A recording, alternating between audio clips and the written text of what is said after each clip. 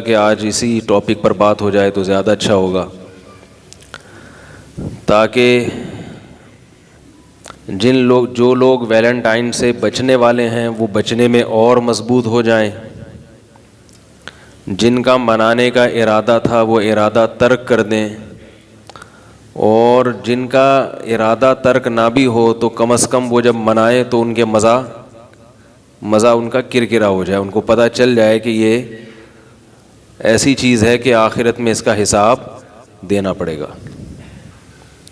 مسلمان اگر گناہ کرتا بھی ہے تو اسے گناہ میں وہ لذت نہیں آتی جو ایک کافر کو گناہ میں لذت آتی ہے، کیونکہ اسے جرم کا احساس ہوتا ہے کہ میں غلط کر رہا ہوں، مجھ سے اس کے بارے میں سوال کیا جائے گا۔ یہ جو میں نے قرآن مجید کی آیت پڑھی ہے، فرمایا ان الذین یحبون ان تشیع الفاحشۃ فی الذین آمنوا، سورہ نور کی آیات ہیں کہ وہ لوگ جو یہ بات چاہتے ہیں، یہ بات پسند کرتے ہیں، اس بات کی کوشش کرتے ہیں، ان تشیع الفاحشۃ فی الذین آمنوا، کہ ایمان والوں میں بے حیائی پھیلے، لہم عذاب علیم فی الدنیا والآخرہ، ان کے لیے دنیا اور آخرت میں دردناک عذاب ہے۔ دنیا کا عذاب تو یہ ہے کہ اگر اسلامی حکومت ہو تو ان کو شرعی سزا دی جائے گی جو بہت سخت ہے، لیکن آخرت کی سزا تو بہرحال مل کے رہے گی، کیونکہ آخرت میں حکومت کس کی ہوگی؟ اللہ تعالیٰ کی۔ ایک اور جگہ اللہ نے قرآن مجید میں فرمایا قل ان اللہ لا یأمر بالفحشاء، اے نبی ان سے کہہ دیجئے کہ اللہ بے حیائی کی بات کا کبھی حکم نہیں دیتا۔ بے حیائی، فحاشی ایک ایسی چیز ہے جس کی برائی کو ثابت کرنے کے لیے دلائل کی ضرورت نہیں ہے۔ آج پوری دنیا میں بے حیائی پھیلائی جا رہی ہے، آزادی نسواں کے نام سے، کہ ویمن رائٹس کے نام سے میڈیا پہ لایا جا رہا ہے، خواتین کو بے پردہ کر کے ڈانس، ناچ، گانے، یہ سب چیزیں ہو رہی ہیں، اور اس کو انٹرٹینمنٹ کا نام دیا جا رہا ہے، تفریح ہے، ذہنی تفریح ہے۔ یہ قیامت کی علامات میں سے ہے کہ جو چیز ہر قوم میں ہمیشہ سے بری سمجھی جاتی تھی، اب ان برائیوں پہ لوگوں نے اچھائی کا لیبل لگا لیا۔ عنوان کیا دے دیا ہے؟ انسانیت کی خدمت۔ لوگوں کو ہم ریلیکس کر رہے ہیں اور لوگوں کو ذہنی سکون مہیا کر رہے ہیں، تھکے ہوئے ہوتے ہیں، اگر ڈانس مانس دیکھ لیں گے، تھوڑا سا کوئی اچھا سا سانگ سن لیں گے اور تھوڑا سا تھرک جائیں گے تو ریلیکس ہو جائیں گے، اس میں کیا خرابی؟ ایکچولی آپ دیکھیں ڈپریشن بھی آج کل معاشرے میں بہت ہے، یہی کچھ ہو رہا ہے نا۔ نبی صلی اللہ علیہ وسلم نے فرمایا کہ قرب قیامت میں قوم کے ذلیل لوگ قوم کے سب سے معزز ہوں گے۔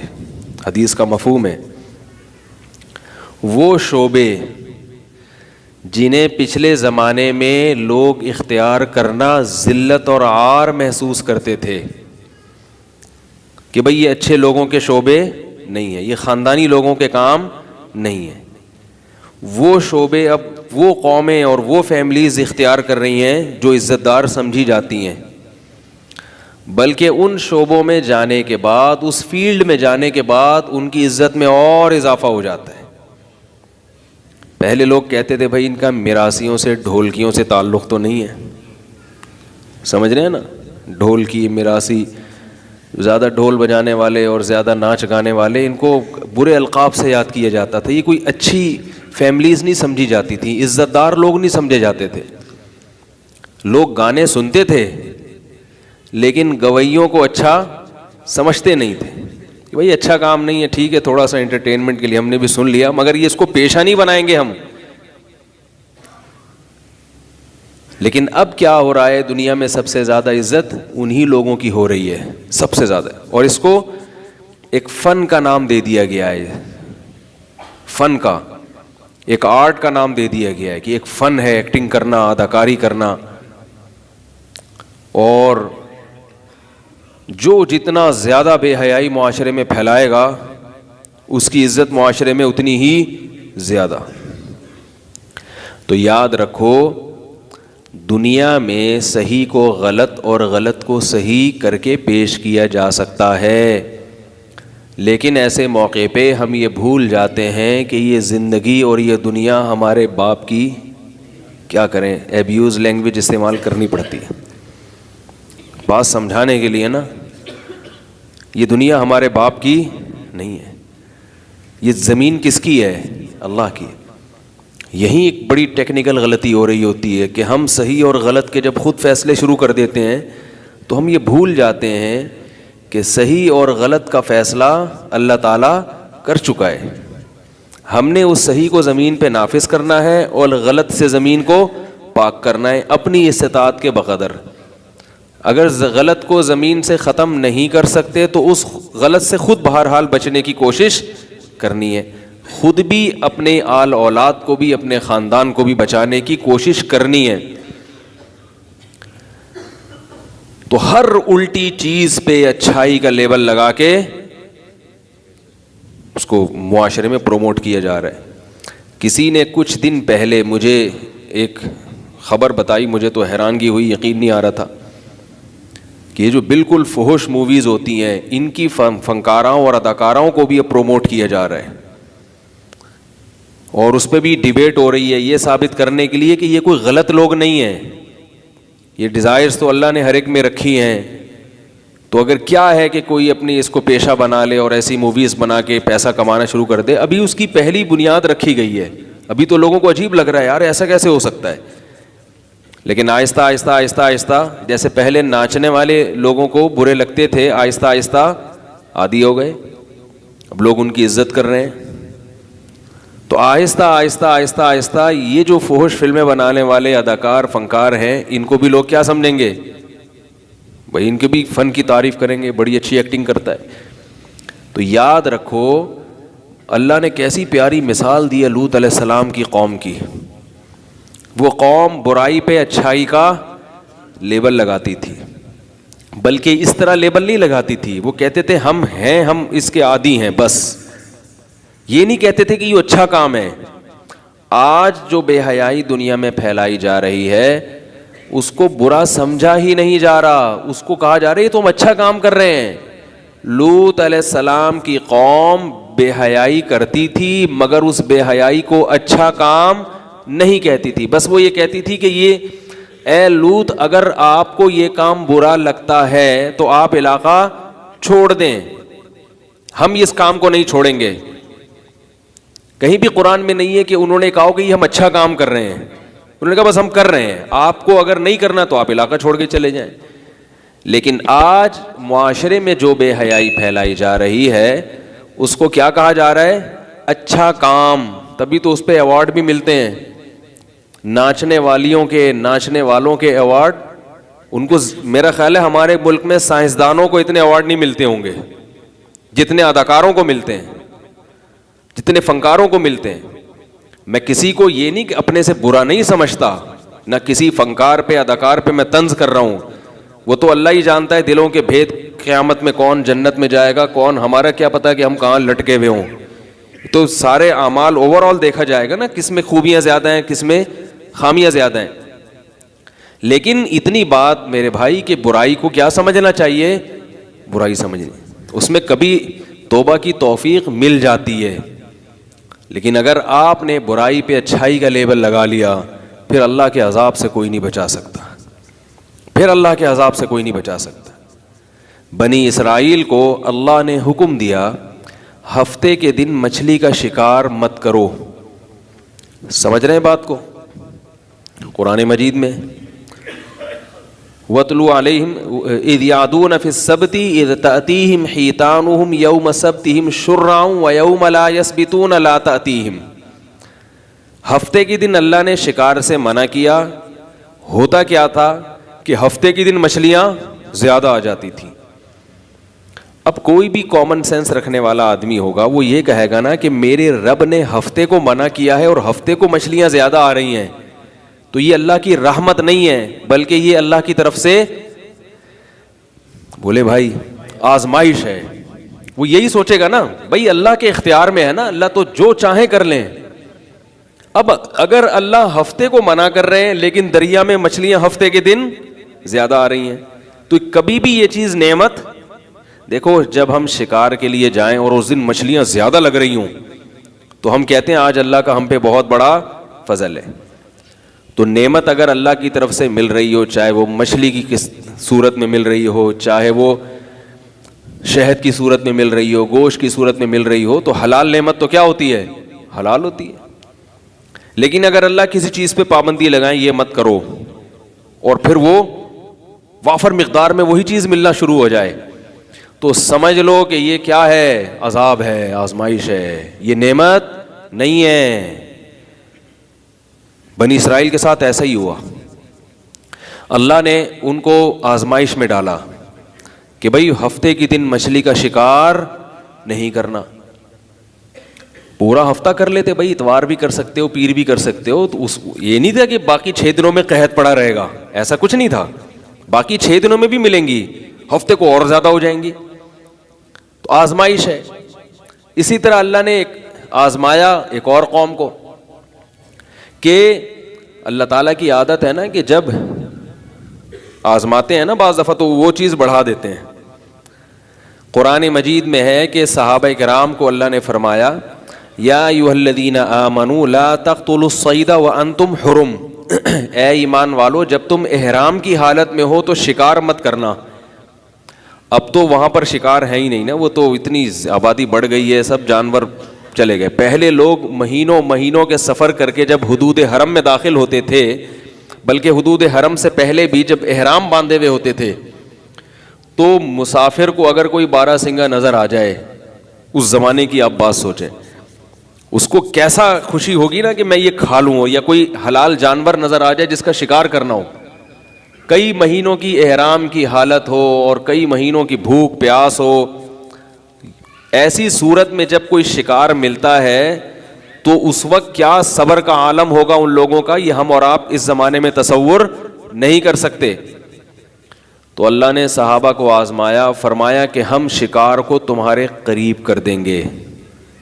ہم شکار کو تمہارے عام حالات میں صحابہ کو حرم میں یا حرم کی حدود میں یا احرام کی حالت میں اتنا شکار میسر نہیں تھا, لیکن فرمایا تنالہ ایدیکم ورماحکم, اتنا قریب کر دیں گے شکار کہ تمہارے تیر اور تمہارے ہاتھ وہاں تک پہنچ سکتے ہیں, لیکن شکار مت کرنا. کیوں؟ لیعلم اللہ من یخافہ بالغیب, اللہ یہ دیکھنا چاہتا ہے کہ کون اللہ سے غیب کے پردوں میں ڈرتا ہے.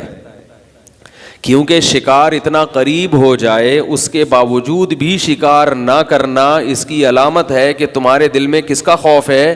اللہ کا. اور فرمایا کہ جس نے شکار کر لیا تو اس کے لیے دردناک عذاب ہے. صحابہ اس آزمائش میں پورے اترے. بنی اسرائیل آزمائش میں بول لو بھائی نہیں اترے. تو جب ہفتے کے دن وہاں مچھلیاں زیادہ آتی تھیں تو وہاں کچھ اچھے لوگ بھی تھے. 3 حصوں میں بنی اسرائیل ڈیوائیڈ ہو گئے. شروع میں تو انہوں نے صبر کیا, یار ہفتے کے دن نہیں کرو, اللہ نے منع کیا ہے, صاف لفظوں میں منع ہے بھائی نہیں کرنا. مچھلیاں آ کے منہ چڑھا کے جا رہی ہیں بھائی.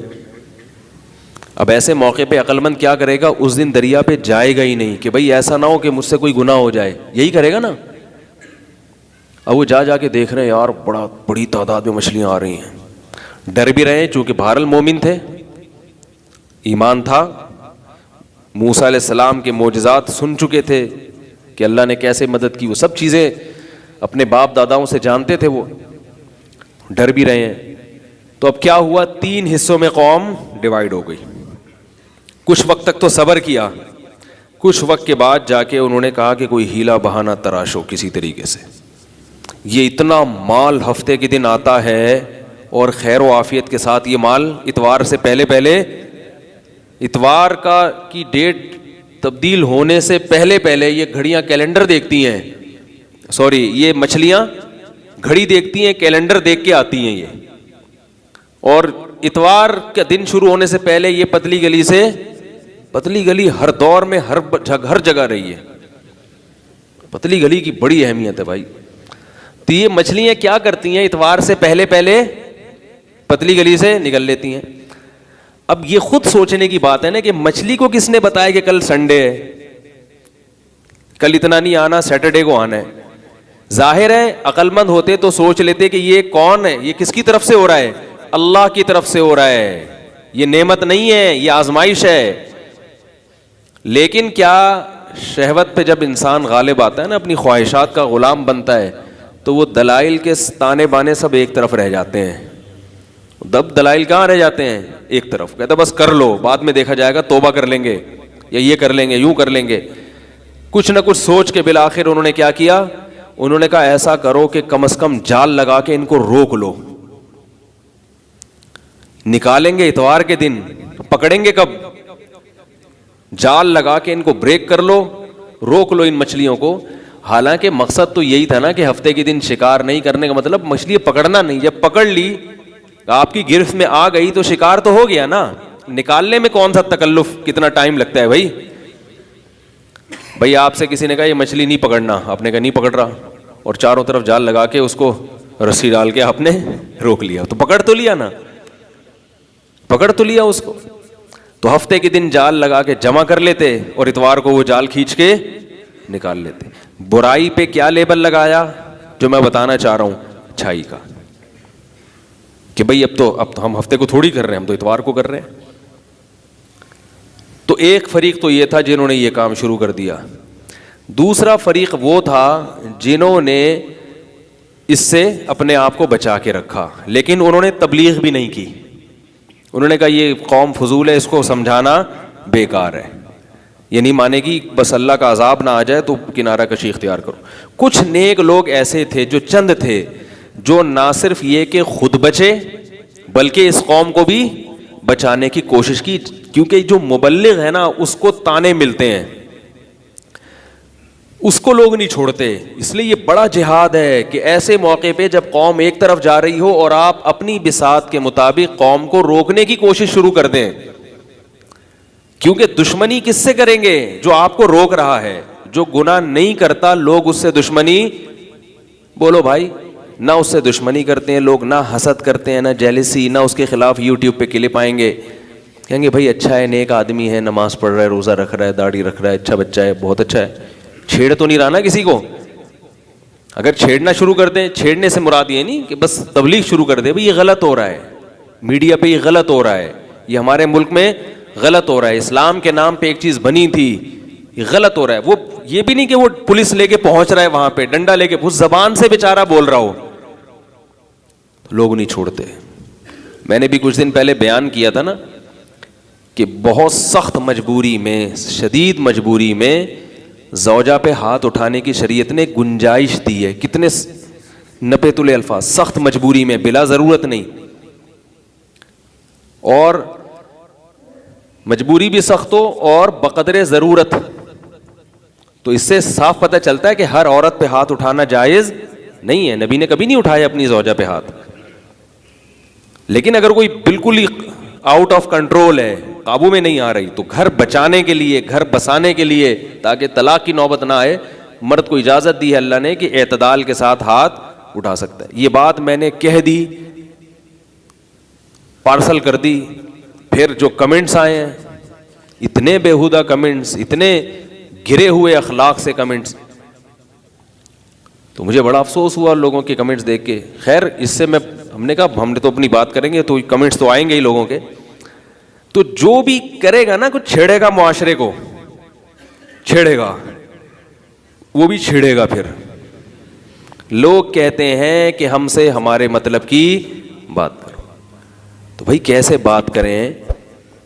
اللہ اس کے رسول صلی اللہ علیہ وسلم نے معاشرے کی اصلاح کے لیے جو باتیں بتائی ہیں، انہی باتوں میں ہماری خیر خواہی ہے. اس کو آپ چھوڑ کر مغرب کو فالو کرو گے تو تباہ و برباد ہو جاؤ گے. کل مجھ سے JTR میڈیا پہ کسی نے سوال پوچھا کہ خواتین اپنے بچوں کو ڈے کیئر میں داخل کرا دیتی ہیں نا, آج کل ایسے ادارے بن رہے ہیں. ڈے کیئر نام ہے, کیا نام ہے؟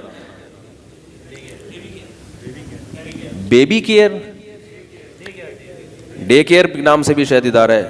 بلکہ ہمیں کسی ادارے سے وہ نہیں ہے. خواتین اپنے بچوں کو ایسے اداروں میں جمع کرا دیتی ہیں صبح. کیوں کراتی ہیں؟ بھائی جاب کرنی ہے میں نے. تو یہ کلچر کہاں سے آیا ہے؟ کیا یہ فطرت یا اللہ یہ چاہتے ہیں کہ جس ماں نے جنا ہے وہ اپنا بچہ کسی دوسری عورت کے حوالے کرے, اور وہ جو عورت اس انسٹیٹیوٹ میں جا کے آپ کے بچے کو پالے گی وہ اپنا بچہ کسی اور انسٹیٹیوٹ میں داخل کرا دے؟ یہ کیسی بات ہوئی بھائی؟ اور اگر آپ کہتے ہیں نہیں وہ دوسری والی جو عورت ہے نا جو آپ کے بچے کو ادارے میں پال رہی ہے تو وہ اپنا بچہ وہ جنے ہی نہیں, تو یہ بھی ظلم ہے. وہ کیوں نہیں جنے؟ اس کو اولاد نہیں چاہیے؟ کون اس کا سہارا بنے گا بڑھاپے میں؟ کامن سینس کے خلاف ہے. میں حلال حرام کی بات نہیں کر رہا کہ جائز ہے یا ناجائز ہے. بعض چیزیں جائز ہوتی ہیں مگر کامن سینس کے خلاف ہوتی ہیں. میں نے اللہ کا شکر ادا کیا ہے, اللہ تیرا بڑا فضل ہے کہ ہم جس گھر میں پیدا ہوئے وہ مغربی ماحول سے متاثر نہیں تھا. ہمیں تو اپنی والدہ کے پراٹھے یاد آتے ہیں. کیسا پوری زندگی مائیں بچپن سے گود جو لیتی ہیں تو پوری زندگی پھر ماں اپنے بچے کو نہیں چھوڑتی. ایسا تعلق ہوتا ہے ماں کا بچے کے ساتھ, بچپن کی یادیں وابستہ ہو جاتی ہیں ماں کے ساتھ. ہم جب گھر میں آیا کرتے تھے اسکول سے تو سب سے پہلا سوال کیا ہوتا تھا؟ امی کہاں ہیں؟ تو میں یہ عرض کر رہا تھا کہ دیکھو ماں کا اللہ نے کیسا بچوں کے ساتھ رشتہ رکھا ہے. بچپن سے گود میں فیڈ کرانا اس کو, پھر بچہ ماں سے ایسا مانوس ہو جاتا ہے کہ بچے جب گھر آتے ہیں تو کیا پوچھتے ہیں؟ امی کہاں ہیں. 2 منٹ کے لیے امی شارٹ ہو گئیں, بچہ ادھم مچا دیتا ہے گھر میں. ہمیں اپنا بچپن یاد آتا ہے, آتے ہی بھائی امی کہاں ہیں, سب سے پہلے کس کو دیکھنا ہے؟ ماں کو. تو یہ جو اتنا قریبی رشتہ ہے, آپ جاب کر رہی ہو, آپ جاب پہ اپنی اولاد کو اولاد پر جاب کو ترجیح دے رہی ہو, آپ کتنے پیسے کما لیں گی بھائی آپ؟ گھر کا نظام سارا تباہ و برباد ہو جائے گا اس سے. تو یہ ساری چیزیں ہمارے ہاں باہر سے آ رہی ہیں. تھوڑے دن کے پیسے کما لیے اور مردوں کو کمبخت بنا دیا. جب بیگم کمائے گی تو مرد کہے گا آدھا تم آدھا میں, تو اپاہج ہوں گے نہیں. میں نہیں کہہ رہا کہ جن کی بیویاں جاب کرتی ہیں وہ مرد خراب ہوتے ہیں, میں یہ نہیں کہہ رہا. بہت سی اچھی خواتین ہیں جو جاب کر رہی ہیں, کوئی ان کی نیتیں غلط نہیں ہیں, اور ان کے مرد اپنی پوری ذمہ داریاں پھر بھی پوری کرتے ہیں, کسی پہ الزام نہیں لگا رہا. لیکن یہ کلچر آہستہ آہستہ مردوں کو اپاہج بنائے گا کہ نہیں بنائے گا؟ کب تک نیک رہیں گے یہ؟ کچھ وقت کے بعد جا کر مرد کمانا, بولو نا یار, چھوڑ دے گا. اور چھوڑ دیا ہے. فلپائن میں دیکھو سب عورتیں کماتی ہیں, مرد سب اپاہج بن کے گھر میں بیٹھ کے کھاتے ہیں. کیا یہ حقوق نسواں ہیں؟ یہ خواتین کی آزادی ہے جس طرف تم لے کے جا رہے ہو؟ عورت کی سب سے زیادہ عزت اس کی اولاد کرتی ہے. اگر اس کی اولاد نہیں ہے, ایک تو ہے نا اللہ کی طرف سے کسی کو اولاد نہیں ملی, وہ آزمائش ہے, اس کا اللہ بدلہ قیامت کے دن دے دے گا اس کو. لیکن اپنے اختیار سے یہ کرنا, سب سے زیادہ عورت قابل احترام کس کے لیے ہے؟ اولاد کے لیے. عورت کو حکم ہے شوہر کی اطاعت کرے, عورت کو حکم ہے بھائیوں کا کہنا مانے. لیکن جب اس کی اولاد ہوتی ہے تو پھر عورت کو یہ نہیں ہے کہ اپنے اولاد کا مانے, پھر اولاد کو حکم کیا ہے؟ ماں کی مان کے چلو. تو عورت کی تو حکومت ہے ہی اپنی اولاد پر, اس کے علاوہ تو کسی پر نہیں ہے. اسی اولاد سے روک دیا اس کو. اب جو اداروں میں بچے پلوا رہی ہیں وہ کتنے بچے پال لیں گی وہاں پہ؟ ظاہر ہے اس کے خرچے بھی ہوتے ہیں. تو خیر میں بات کر رہا تھا, اس اصل موضوع کی طرف آتا ہوں. جی ہاں, تو اب ان کو کیا ہوا تھا کہ بھائی وہ مچھلیاں دھڑا دھڑ آ رہی ہیں اور پتلی گلی سے نکل رہی ہیں, تو انہوں نے پتلی گلی کو بند کر دیا. بنی اسرائیل نے کیا کیا؟ پتلی گلی کو بند کر دی. تو کچھ لوگ ایسے تھے جو ان کو روکنے والے تھے.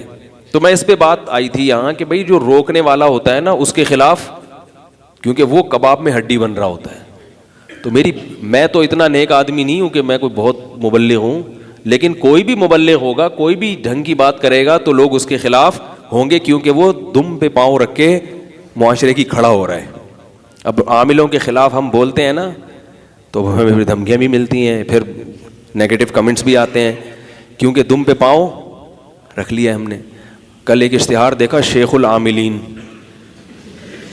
ابھی تو ہم عاملوں کو رو رہے تھے, اب شیخ العاملین. اور اسلام اخبار میں اشتہار آیا جو جامعۃ الرشید سے چھپتا ہے, مجھے کسی نے آگے دکھایا شیخ العاملین دامت برکاتہم العالیہ, نیچے لکھا ہوا ہے کہ ہر قسم کی گھریلو پریشانیوں کے لیے ان سے رابطہ کریں.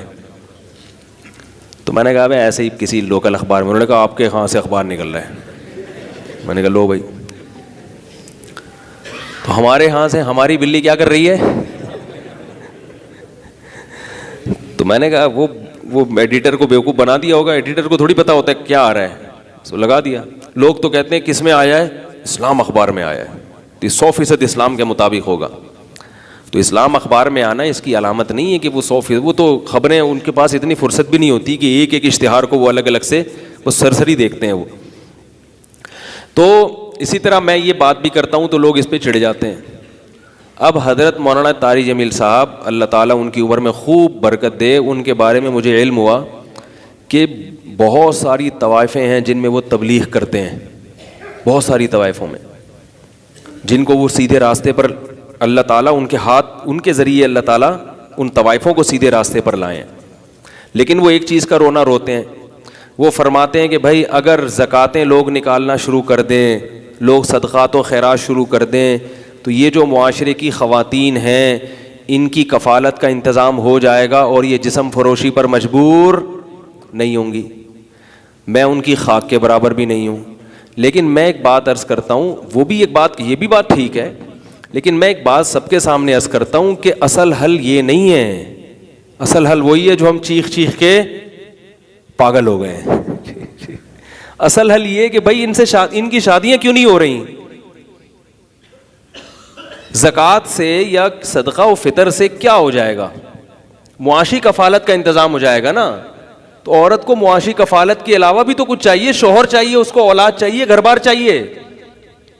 اگر اس کو گھر بار نہیں ملے گا تو خدا کی قسم پیسہ ہی پھر اس کو مجبور کرے گا غلط راستوں پہ جانے پہ, پھر اور عیاشی آئے گی. آپ کسی عورت کے نکاح کا انتظام نہ کریں اور کروڑوں روپے اس کے ہاتھ میں پکڑا دیں, وہ پھر اپنی مرضی کے جو ہینڈسم اور اسمارٹ قسم کے لڑکے ہوں گے نا ان سے دوستیاں لگائے گی. پھر وہ جب آپ کے پاس حلال راستے نہ ہوں اور پیسہ دبا کے ہو تو آپ پھر حرام کاری کی طرف تسلی سے جاتے ہیں. بہت سے غریب تو بیچارے اس لیے گناہ نہیں کرتے کہ گناہ کے پیسے ہی نہیں ہیں ان کے پاس. ہمارے اسکول میں کلاس فیلو تھا, وہ ایک ہی وقت میں کئی نشے کرتا تھا, سگریٹ بھی, اس وقت گٹکا نہیں تھا, پان بھی, نسوار بھی, ایک ہی وقت میں نا تینوں چیزیں ساتھ ساتھ چل رہی ہوتی تھی, گٹکا بھی, نسوار بھی اور سگریٹ بھی, پان بھی, یہ سب چیزیں, گٹکا نہیں پان بھی, یہ سب چیزیں چل رہی ہوتی تھی. تو ایک دن کیا ہوا, صرف سگریٹ پہ آ گیا. ہم نے اس سے پوچھا یار آج کل گٹکے اور وہ پان اور نسوار نہیں چل رہا. کہتا ہے یار ابا کی طرف سے جیب خرچی ملتی نہیں ہے. کہہ رہے ہیں یار 3 چیزیں جتنی محدود, غریب آدمی لڑکا تھا, کہہ رہے ہیں یار اتنی محدود جیب خرچی ابا دیتے ہیں کہ اس میں ابا کو نہیں پتا تھا کہ یہ ڈرامے کر رہا ہے. ابا تو سمجھ رہے تھے وہاں سے کچھ سموسے لے کے کھا لیتا ہوگا, لیکن ابا اس کے کھاتے پیتے تھے, اچھی فیملی تھی, لیکن ابا جو ہے نا ناپ تول کے خرچہ دیتے تھے کہ بھائی بچہ بگڑ نہ جائے کہیں. تو ان کو تو یہ نہیں پتا تھا کہ یہ سگریٹیں پی رہا ہے وہاں بیٹھ کے. تو وہ بیچارہ نسوار اور پان اس نے چھوڑ دیے, کیوں؟ پیسے نہیں ہیں. تو بہت سے لوگ تو گناہ سے اس لیے بچتے ہیں کہ پیسے نہیں ہیں. اگر آپ کے پاس حلال راستے بند ہو جائیں اور پیسہ بہت آ جائے, تو میں نے اپنی زندگی میں دیکھا ہے شریف اچھے لوگوں کو بگڑتے ہوئے. تو میں جب یہ بات کرتا ہوں کہ بھائی ان طوائفوں کی شادی ہونی چاہیے, اور میں یہ بھی کہتا ہوں کہ بھائی جو مشائخ ہیں وہ اپنے مریدوں کو گن پوائنٹ پہ کیوں نہیں شادی کروا دیتے. ایسے مشائخ بھی ہیں کہ مرید ان کے ایک ایک اشارے پہ گردن کٹوانے کے لیے تیار ہیں. آج مجھ سے تو لوگوں کو اتنی عقیدت نہیں ہے, میں تو آپ سے 100 دفعہ بھی کہوں گا نا, ہلیں گے نہیں آپ نے. بیان سننے آتے ہیں پتلی گلی سے نکل لیتے. لیکن ہمارے بزرگوں میں ایسے بزرگ بھی ہیں کہ لوگوں کو ان سے عقیدت ہے, ان کے اعمال کی وجہ سے, ان کے علم کی وجہ سے, کہ وہ اگر دن کو رات کہتے ہیں تو لوگ رات کہنا شروع کرتے ہیں, رات کو دن کہتے ہیں تو دن کہنا شروع کرتے ہیں. اور ایسی ان کے مریدوں کی قربانیاں ہیں, ایسا حوصلے والے کام کیے ہیں کہ اگر وہ شیخ ان کو کہہ دیں کہ میری اتنی مریدنیاں ایسی ہیں جن کی شادیاں نہیں ہو رہی. تم مسٹنڈو نالائقو, تمہیں اللہ نے پیسہ دیا, تم صبح شام لنگر کھلا سکتے ہو خانقاہ میں, تو اس میری مریدنی سے شادی کر کے گھر کیوں نہیں بسا سکتے اس کا؟ اب وہ یہاں بیٹھ کے ایک دم رونا شروع کر دے گا. وہ جو مرید ہوگا وہ بیٹھ کے کیا کرے گا؟ رونا شروع کر دے گا, پھوٹ پھوٹ کے رونا شروع کر دے گا. حضرت کیا باتیں کر رہے ہیں آپ, کیا ہو گیا؟ تو پھر ان سے اگر میں حضرت ہوتا تو میں ان سے کہتا ہے کہ تو نے بینک کی جاب چھوڑ دی. کتنے مریدی ہیں جو بینک مینیجر تھے, لاکھوں کی آمدن کو انہوں نے لات مار دی. کیا جب تم نے جاب چھوڑی تھی تو گھر سے تانے نہیں ملے تھے؟ روڈ پہ نہیں آ گئے تھے بے روزگار ہو کر؟ تم نے جب داڑھی رکھی تھی تو گھر سے تانے ملے تھے کہ نہیں ملے تھے؟ ہے بھائی. اور بہت سارے, تم جب تبلیغ میں سال کے لیے نکلے تھے تو کیا محلے والوں نے ہار پھول سے استقبال کیا تھا تمہارا جب سال کے بعد واپس آ رہے تھے؟ کتنے تانے ملتے ہیں جب تبلیغ میں سال کے لیے کوئی جا رہا ہوتا ہے. لوگ ایسے ایسے تانے دیتے ہیں, گھر والوں کے تو فکر ہی نہیں ہے, نکل جاتے ہیں. تو جب وہ سارے کام اللہ کے لیے کیے اور اس میں اللہ نے حوصلہ پیدا کر دیا, تو یہ بھی ایک کام ہے.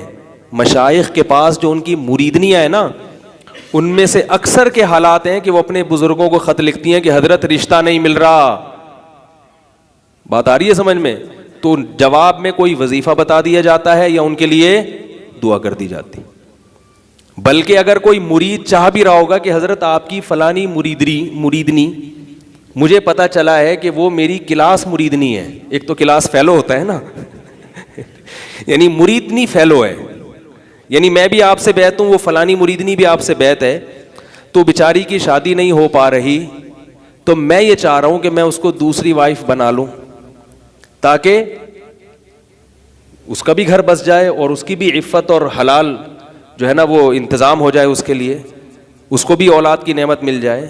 اور جو ٹینشن ہوگی حضرت اس میں دعا کریں کہ اللہ مجھے اس ٹینشن کو برداشت کرنے کی, کیونکہ ٹینشن تو ٹائٹ والی ہوگی, یہ تو پہلے بتا دوں. میرے پاس لوگ فون کر کے کہتے ہیں میں دوسری کرنا چاہتا ہوں, کہتا ہوں پٹے گا ضرور, یہ بتا دوں میں, پٹے گا ہاں, لیکن اللہ کے لیے برداشت کرو. تو اگر یوں کر دیا جائے حساب کتاب, ایسا سسٹم آ جائے, تو وہ مرید یہ کہے کہ حضرت آپ کی مریدنی ہے, مجبور ہے, اور یقیناً نہیں بھی ہے تو حضرت مجھے بتا دیں, ہوں گی, مجھے رپورٹ ملی ہے کہ ہیں. دیکھیں حضرت سچی بات بتانا, اس میں رپورٹ ملی ہے کہ ایسی مریدنیاں ہیں جو آپ کو خط لکھتی ہیں کہ انتظام نہیں ہو رہا, والدین خط لکھتے ہیں کہ بیٹی کی شادی کا انتظام نہیں ہو رہا, تو حضرت آپ بات چلائیں.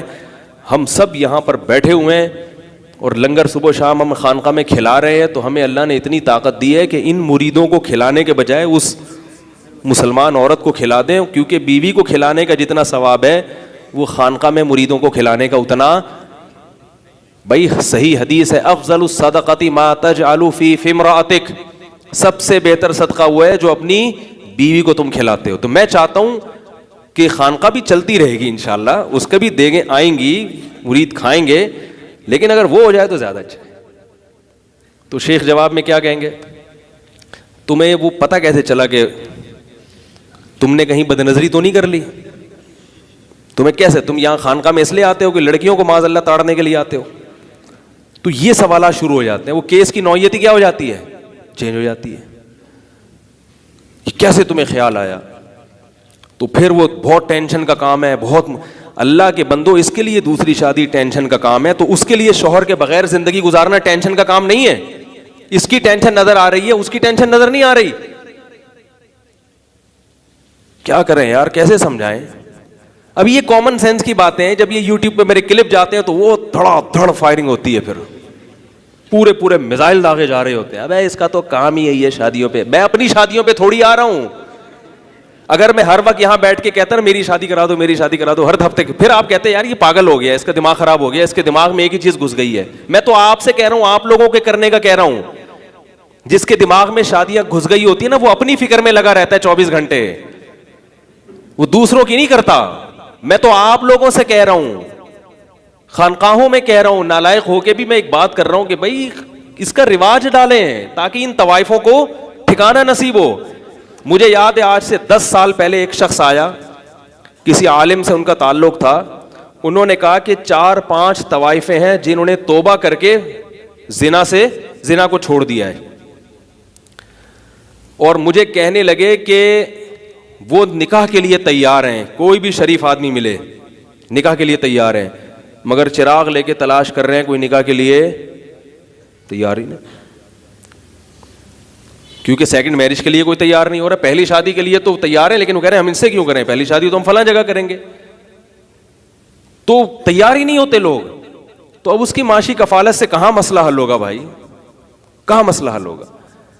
تو یہ بات خوب یاد رکھیں, جو آدمی اپنے طور پر نماز روزے عبادت میں لگا ہے وہ لوگوں کو برا بولتے کیوں نہیں لگتا. لگتا وہ ہے جو معاشرے کی نفس پہ ہاتھ رکھے گا, وہ کہے گا یہ معاشرے میں یہ غلط ہو رہا ہے, یہ غلط ہو رہا ہے, یہ غلط ہو رہا ہے. وہ بولے گا. جب تک زندہ ہوں میں شادیوں پہ بیان کرتا رہوں گا, یہ بتا دوں آپ کو میں, کہ آپ یہ سمجھیں کہ میں آپ سے متاثر ہو کے چھوڑ دوں گا, ایسا نہیں ہے. اور اس میں مجھے شہوت پرستی کے تانے نہ دیا کرو. لوگ کہتے ہیں اس کے دماغ میں یہی بسا ہوا ہے. اگر میں اپنے لیے کر رہا ہوتا نا کہ ہر دفعہ مل رہے بھائی میرے لیے کوئی رشتہ بتا دینا, بھائی میرے لیے کوئی رشتہ بتا دینا, بھائی مجھے میری کرا دو اللہ کے, تو پھر آپ کہہ سکتے تھے کہ اس کے دماغ میں یہ اپنے فائدے کے لیے. میں نے کبھی بھی ایک دفعہ نہیں کہا.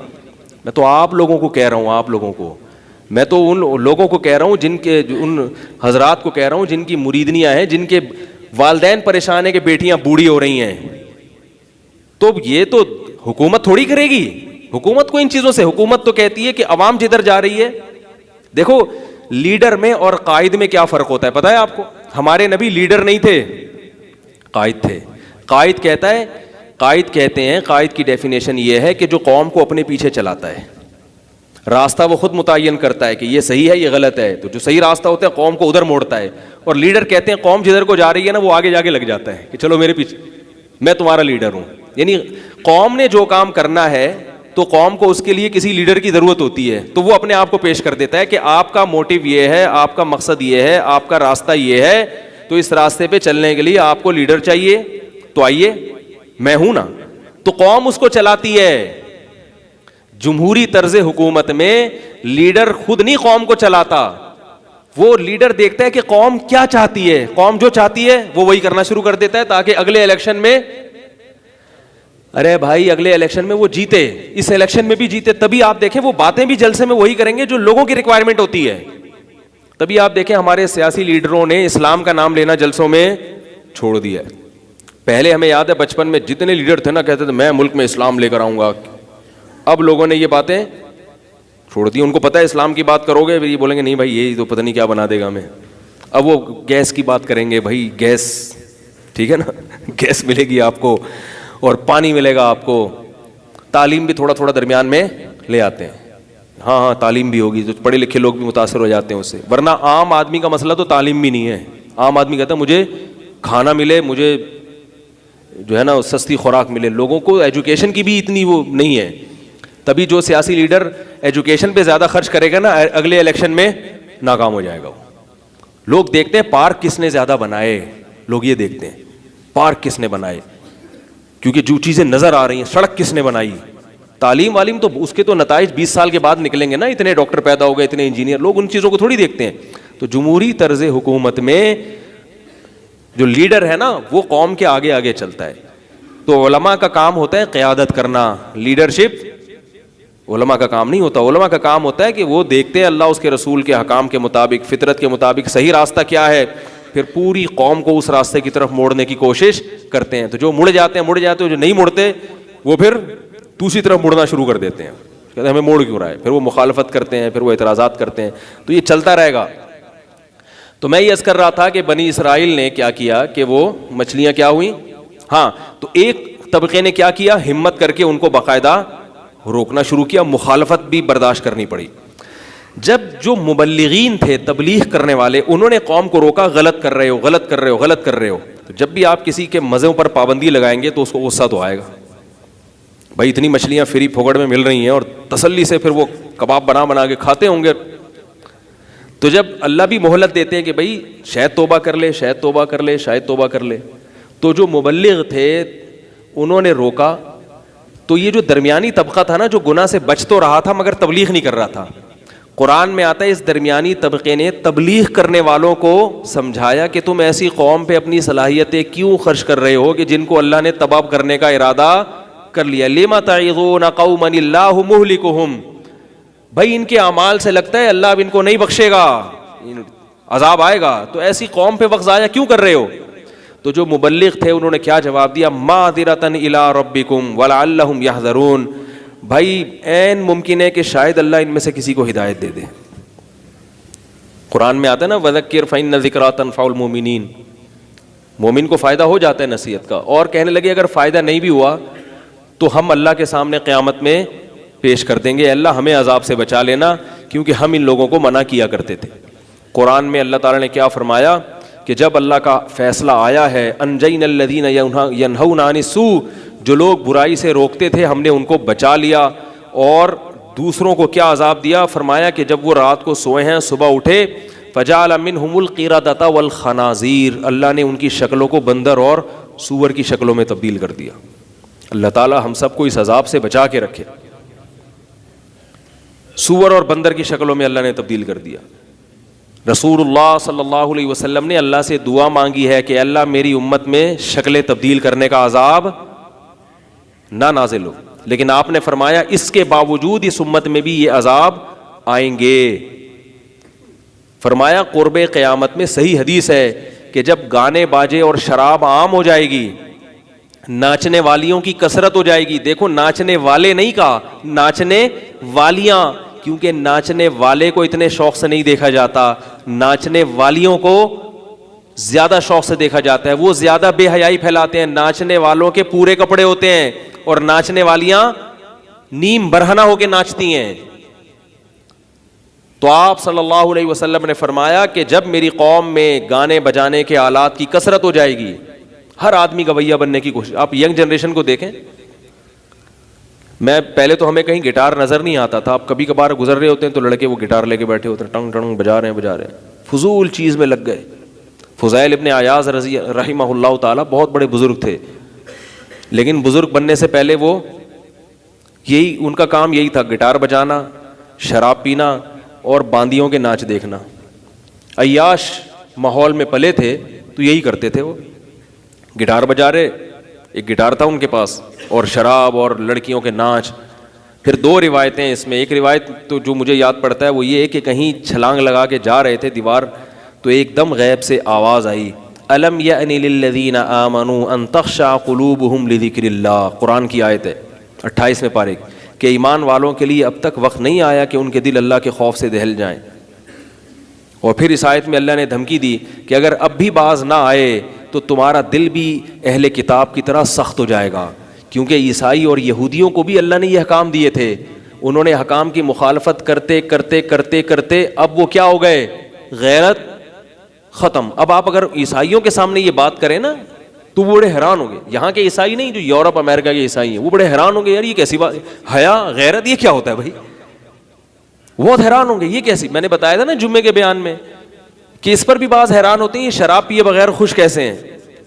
تو اللہ فرماتے ہیں کہیں تمہارے دل پر ایسی مہر نہ لگ جائے, ابھی تو تم گناہ کر رہے ہو نا, احساس ہو رہا ہے کہ غلط ہو رہا ہے, اللہ غلط ہو رہا ہے, ایسی مہر لگا دوں گا کہ گناہ کرو گے تو یہ ندامت بھی ختم ہو جائے گی اگر اس گناہ کو نہ چھوڑا. تو یہ قرآن کی آیت ہے, الم یأن للذین آمنوا, کیا ایمان والوں کے لیے وقت نہیں آیا. فضیل ایک روایت میں آتا ہے کہ وہ گٹار سے آواز آنا شروع ہو گئی, وہ بجا رہے ہیں تو بجائے اس کے کہ موسیقی کی آواز نکلے, وہاں سے یہ آیت قرآن مجید کی آیت کی آواز نکلنا شروع ہوئی کہ کیا ایمان والوں کے لیے وقت نہیں آیا کہ ان کے دل اللہ کے خوف سے دہل جائیں. فوراً اسی وقت گٹار پھینک دیا اپنا, فوراً گٹار پھینکا اور فرمایا قد آن یا ربی, اے میرے رب وہ وقت آ چکا ہے, اے میرے رب آ گیا, بس ختم. وہ ان کو احساس ہو گیا کہ یہ کسی انسان کی اتفاقی آواز نہیں ہے جو کسی انسان نے کہی ہو, یہ کس کی غیبی آواز ہے جو اللہ کی طرف سے مجھے تنبیہ کی گئی ہے.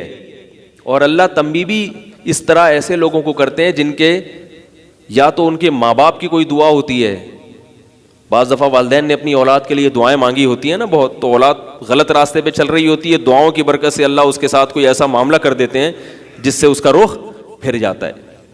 تو اللہ کا ان کے ساتھ رحمت والا معاملہ ہوا, تو انہوں نے فوراً گٹار پھینکا اور کہا کہ اللہ وہ وقت آ چکا ہے, بس زندگی تبدیل.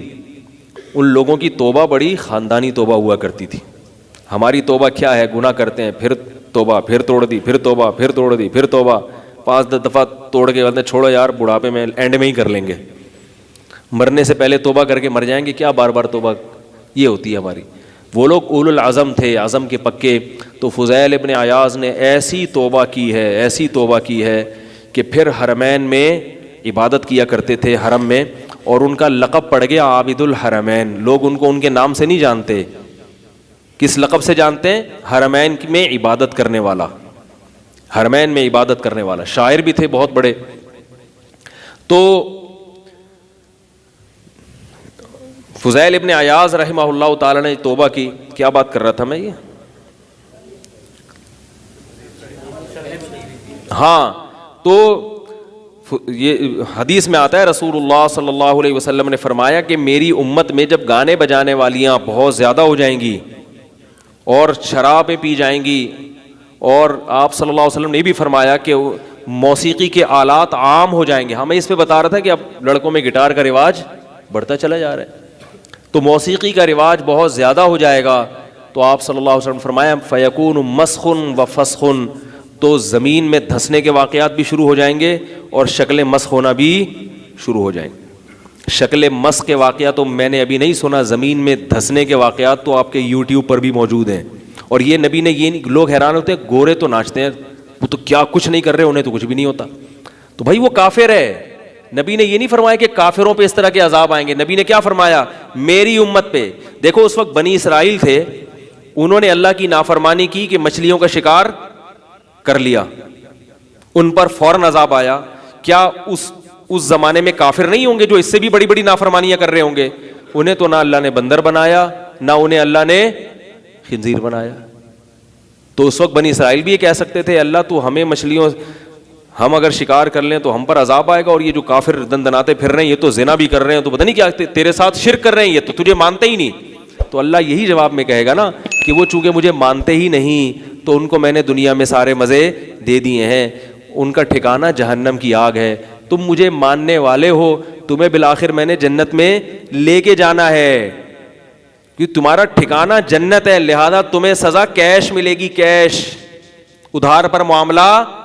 اللہ بچائے, مجھے یہ باتیں کہتے ہوئے اپنے بارے میں ڈر لگتا ہے. ممبر پہ بیٹھ کے بات کرنا آسان ہے, لیکن پریکٹیکل لائف میں اس کو اپلائی کرنا, اس سے پھر انسان کے رونگٹے کانپتے ہیں. تو اللہ کی طرف سے جو ہے فوراً مسلمان پر پہلے عذاب آتا ہے. تو آپ صلی اللہ علیہ وسلم فرمائے میری امت میں جو گناہ کریں گے اس طرح سے کھلے عام, جب گناہ شروع ہو جائیں گے تو دھسنے کے واقعات بھی ہوں گے, عذاب آئیں گے. غیر مسلموں پر نہیں آتے, اس امت میں آئیں گے وہ عذاب. تو اس لیے میرے بھائی اپنے آپ کو کافروں پر قیاس مت کرو, کیونکہ نبی صلی اللہ علیہ وسلم آخری نبی ہیں, اب اس اسلام کے علم بردار مسلمان ہیں. اگر یہ بگڑیں گے تو اللہ پھر اس بات کو برداشت نہیں کریں گے, نیا نبی نہیں آنا. دیکھو کوئی نبی اگر معاذ اللہ نقل کفر نباشت غلط کرنا شروع کر دیں, ان کی گرفت زیادہ ہوتی ہے نا. کیوں؟ اس لیے کہ وہ تو امین ہے, ان کو تو لوگوں کو فالو کرنا ہے. تو اسی طرح مسلم امہ کو غیر مسلموں نے فالو کرنا ہے. اگر مسلمان امت ہی ان سے کلچر لینا شروع کر دے بجائے اپنا کلچر دینے کے, اس کو اللہ تباہ کر دیں گے. پھر فرمایا ان تتولوا یستبدل قوما غیرکم, اگر تم غلط راستے پر چلو گے اللہ تمہیں برباد کر کے دوسری قوم پیدا کرے گا جو سیدھے راستے پر چلیں گے. تو اس لیے میرے بھائی یہ بات خوب اچھی طرح سمجھ لو کہ اللہ بے حیائی کو کسی بھی صورت میں پسند نہیں کرتے. اور بے حیائی کسے کہتے ہیں؟ یہ جو آج کل لڑکے لڑکیوں کی دوستیوں کا بہت زیادہ رواج بڑھ گیا, اس پہ روک ٹوک ختم ہو گئی ہے. میرے پاس لڑکے آتے ہیں کہ میری منگیتر ہے, منگنی ہو چکی ہے, میں اس سے پارکوں میں بھی ملتا ہوں, ہر جگہ ملاقات کرتا ہوں, گھر میں بھی آ جاتی ہیں. تو میری امی بتاتی ہیں وہ تمہاری منگیتر آئی ہے, بیٹھ جاؤ بیٹا, کیا ہوتا ہے اس میں؟ میں کہتا ہوں یار ہمارے زمانے میں بھی یہ ہوتا تھا, لیکن ابا اماں سے چھپ چھپا کے ہوتا تھا, میں نہیں کرتا تھا. الحمدللہ زمانے میں ہوتا تھا, چھپ چھپا کے ہوتا تھا ابا اماں سے, شرم آتی تھی, امی کیا کہیں گی, ابو کیا کہیں گے. اب ماں کو پتا ہے پھر بھی کچھ نہیں کہہ رہی, باپ کو پتا ہے پھر بھی کچھ نہیں کہہ رہا. اتنا ماڈرن ہو گئے آپ, ایسے ماڈرن ہو گئے. تو بھائی یہ تو پھر آپ وہیں جا رہے ہو, پھر اولڈ ہاؤس کے لیے تیار ہو جاؤ آپ, کیونکہ ماڈرن کا تو مطلب ہی یہی ہے. وہ میں ایک واقعہ سناتا ہوں نا کہ وہ لیاری میں پرانی وقتوں کی بات ہے, تو وہاں جو ہے نا ایک سیاسی لیڈر کوئی کھڑا ہوا تھا, اس نے لیاری والوں کو کہا کہ بھائی ہمیں ووٹ دو. لیاری کی حالت بہت خراب تھی اس وقت, اب بھی بیچارہ لیاری تو ایسا ہی ہے, خراب ہی حالت ہے, اتنی اچھی حالت نہیں, لیکن اس وقت گٹر جگہ جگہ ابل رہے اور گندگی اور کوئی صفائی کا نظام نہیں. تو اس نے کہا کہ مجھے ووٹ دو, میں لیاری کو فرانس بنا دوں گا. پھینگو تو ہوتے ہیں نا سیاسی رہنما, میں لیاری کو کیا بنا دوں گا, فرانس. اب وہ لیاری کے جو مکرانی لوگ تھے انہوں نے کہا اڑے فرانس بن جائے گا یار, نہیں اڑے واہ اڑے کیا بن جائے گا, فرانس بن جائے گا. یعنی عام ملک سے بھی یہ تو بڑا زبردست, فرانس کی انہوں نے فلموں میں دیکھا ہوگا بھی فرانس کیسا ہوتا ہے. تو ووٹ دے دیا, وہ لیاری وہیں ویسے کا ویسے ہی, وہی گٹر ابل رہے ہیں, پانی بھی نہیں ہے. پانی کا جو فارمولا ہے وہی ہائیڈروجن ڈائی, میں ہائیڈروجن پر آکسائڈ کئی دفعہ غلطی سے بول دیتا ہوں, ہائیڈروجن ڈائی آکسائڈ ہے, وہ پر آکسائڈ نہیں ہے. تو وہ لیاری, ہمارے استاذ وہاں امام تھے, انہوں نے یہ واقعہ سنایا. اب وہ لیاری کے لوگ اس سیاسی لیڈر کے پاس پہنچے, یار تو اڑے تم نے تو بولا تھا ہم اس کو فرانس بنائے گا, اڑے تم نے تو بولا تھا ہم اس کو کیا بنائے گا, فرانس بنائے گا. بولا اڑے تم اس کو جو ہے نا فرانس بننا برداشت نہیں کر سکتا ہوں. ہم تو فرانس بنا دے گا لیکن تم لوگ برداشت نہیں. کہا کیوں؟ بولا پھر فرانس میں تو چڑیاں پہن کے لڑکیاں گھومتی ہیں, پھر فرانس تو ایسا ہوتا ہے, تو تم لوگ کیا اس کے لیے تیار ہو جاؤ گے کہ تمہاری مائیں بہنیں معاذ اللہ ایسا بیہودہ لباس پہن کے گھومیں؟ انہوں نے کہا نہیں اڑے یہ تو ہم برداشت نہیں کریں. بولے پھر فرانس نہیں بن سکتا یہ, جاؤ. خالی گٹر صاف ہونے سے تھوڑی فرانس بن جائے گا, تو فرانس پورا بنے گا. پھر ہم نے تو معاہدہ کیا تھا پورا, یا تو پورا فرانس بنائے گا یا بالکل بھی نہیں بنائے گا. ٹھیک, یا تو فرانس بنے گا تو کیا بنے گا, پورا فرانس بنے گا, نہیں بنے گا تو بالکل ہی نہیں بنے گا. خالی گٹر مٹر صاف کر دے, آدھا فرانس بنے آدھا نہیں ہے, تو کون سا ہے.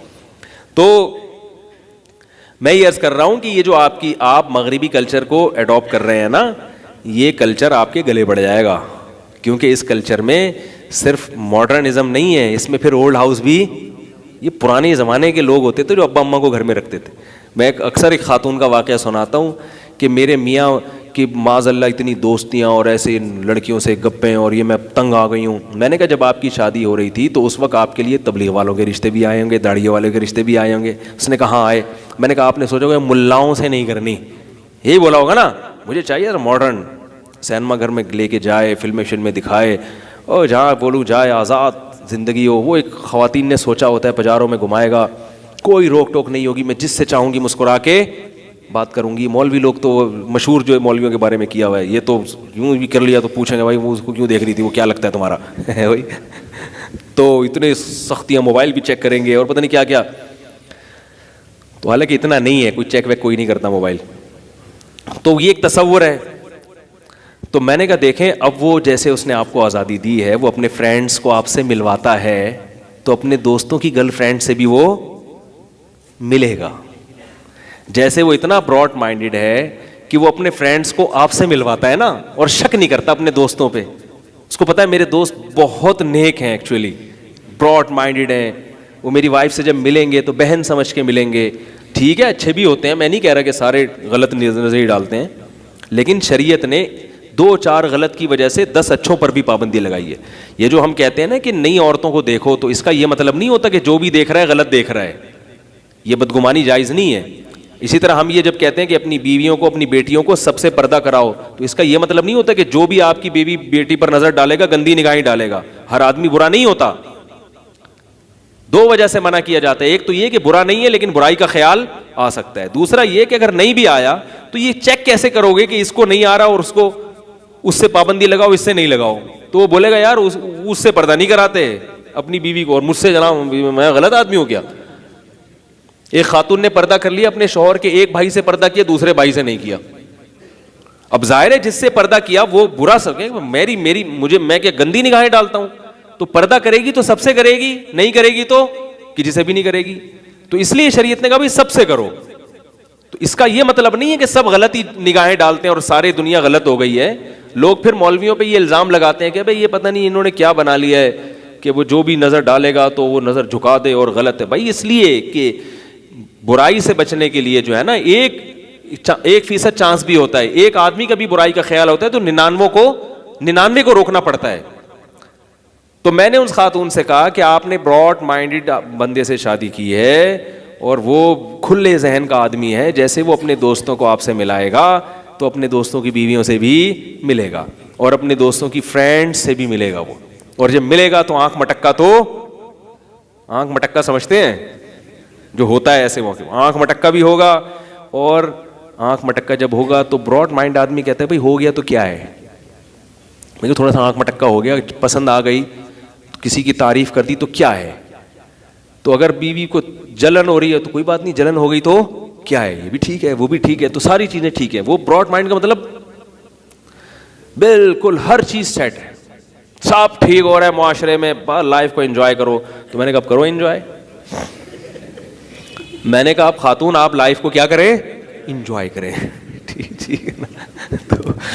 تو اس لیے میں کہہ رہا ہوں کہ جو والدین اپنی اولادوں کو ماڈرن بنا رہے ہیں ضرورت سے زیادہ, تو سوچ لیں کہ ہمارا فیوچر, بولو بھائی, اچھا نہیں.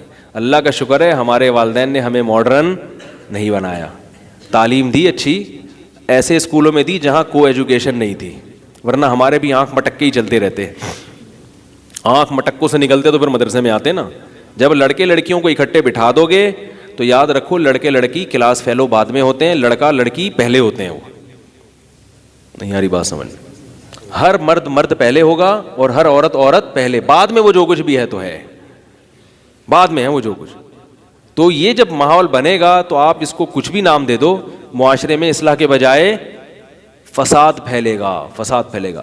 اسکولوں کا آپ کو میں حال بتا دوں, کو ایجوکیشن کالجز ہیں اور اسکولز ہیں, آپ کبھی کسی پروفیسر سے جا کے پوچھیں, اگر کوئی آپ پروفیسر بن جائیں کسی یونیورسٹی میں یا کسی ایسے کالج میں جہاں کو ایجوکیشن ہو, کھلا ڈلا ماحول ہو, پھر آپ ایک کمرہ بنائیں جس میں آپ اپنے اسٹوڈنٹ سے یہ اعلان کریں کہ آپ کی جو بھی پریشانیاں ہوں گی میں اس کو حل کرنے کی کوشش کروں گا, کاؤنسلنگ کروں گا, آپ کی مشورے دوں گا. پھر آپ چیک کریں کہ پریشانیاں کیا آتی ہیں زیادہ. آپ اگر مجھے کہیں نا کہ میں مبالغہ کر رہا ہوں, غلط کہہ رہا ہوں, تو آپ تجربہ کر کے دیکھ لیں. زیادہ تر کیسز آپ کے پاس پتہ ہے کیا آئیں گے, یہ نہیں آئیں گے کہ سر میرے فزکس میں نمبر بہت کم آ رہے ہیں, دعا کریں میرے نمبر زیادہ ہو جائیں. زیادہ تر ہوں گے سر مجھے اس لڑکی سے عشق ہو گیا ہے, میرے دماغ میں وہ بس گئی ہے. لڑکیاں آئیں گی مجھے اس لڑکے سے عشق ہو گیا ہے. یہ اچھے گھروں کی باتیں کر رہا ہوں آپ کے سامنے, ان کی لڑکیوں کے ساتھ ایسا ہوگا. وہ اپنے والدین کے سامنے نہیں بتاتے, لیکن وہ اپنے جو ٹیچر جس سے بے تکلف ہوتے ہیں نا اس سے وہ شیئر کر لیتے ہیں اپنا غم. یہی, اور پھر وہ ذہنی مریض بن رہا ہے, ڈپریشن کا مریض بن رہا ہے. گھر میں ابا کو بتا نہیں سکتا کیونکہ پتا ہے ابا کو بتایا تو ابا ایک رکھ کے کیا لگائیں گے, ایک لگائیں گے ٹھیک ٹھاک طریقے سے رکھ کے اسے. اور اس کو پتا ہے نکاح کا کوئی چانس فی الحال, لڑکی اپنے گھر میں بتائے گی تو اماں کہیں گی میں نے تو لڑکے سلیکٹ کرنے کے لیے تھوڑی بھیجا تھا. ٹھیک ہے اگر دوستی یاری ہو رہی ہے, دوستی یاری کی حد تک ٹھیک ہے, شادی وادی کی بات نہیں کرو, تو وہ لگائے گی ایک کھینچ کے. تو یہ سلسلہ چل رہا ہے. پھر ماں باپ فون کرتے ہیں ہمارے بچے کو پتہ نہیں کیا ہو گیا, عجیب سا ہوتا جا رہا ہے جب سے یونیورسٹی جا رہا ہے, عجیب وہمی سا ہو گیا ہے, ایک دم بیٹھے بیٹھے یوں ہل جاتا ہے,